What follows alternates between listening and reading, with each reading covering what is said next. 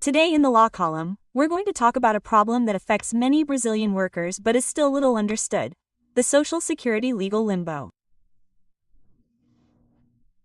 Did you know that there are people who are left without a salary, without INSS benefits, and without knowing who to turn to? So that we can better understand this situation and know how to act, of course, we're going to talk now with the lawyer, specialist in Social Security and labor law, Paulo Vieira Solto. Welcome to JC. Paulo, good evening to you. Good evening, beautiful, once again. Good evening to the viewer. Hey, Paulo, so let's start right away with the question here, the topic of our conversation. What is the Social Security legal limbo? Beautiful. Unfortunately, this topic, as you explained well in the call, is something that plagues many workers and insured parties and, unfortunately, is a legislative gap. It means a failure, a disconnection between labor law and Social Security law. This situation creates a serious problem for the worker, for the insured, because in many cases he or she simply finds himself or herself unprotected by the Social Security legislation, that is, without receiving a Social Security benefit, but still being incapacitated. He or she is also unable to return to work precisely because of this incapacity. So this is what the Social Security legal limbo is. And whoever ends up in this limbo, Paulo,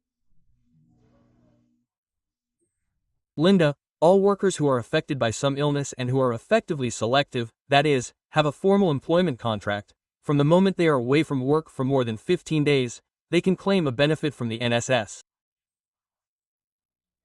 This benefit is sometimes recognized and then everything is fine. He or she will, as the saying goes, get help from the INSS, but at other times this benefit is not recognized.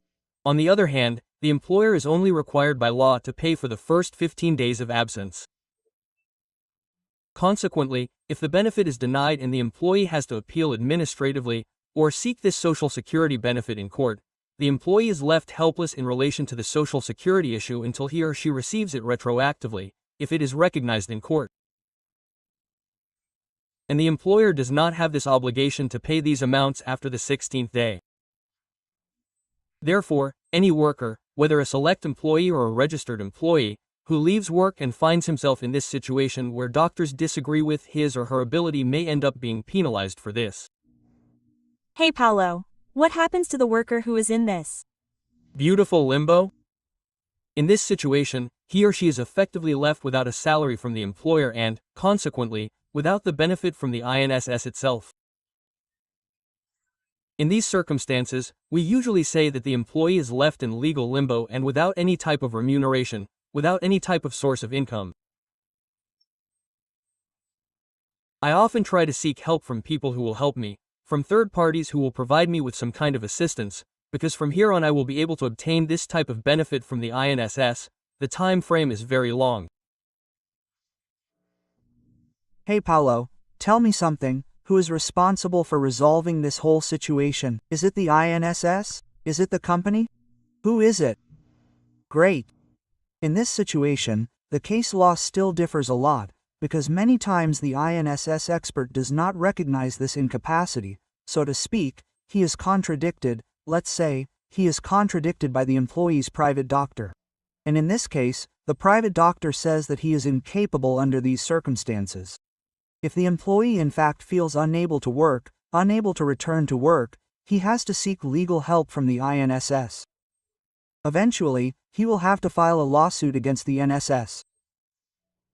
On the other hand, if he has a different capacity, let's say, and he feels fit to work, but the company doctor, the occupational doctor, prevents him from returning, he can try to seek help, to seek his rights from the employer.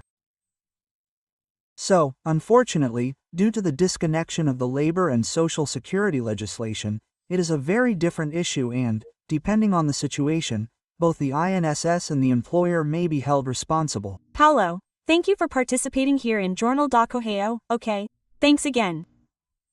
Thank you, viewer. Until next time, M.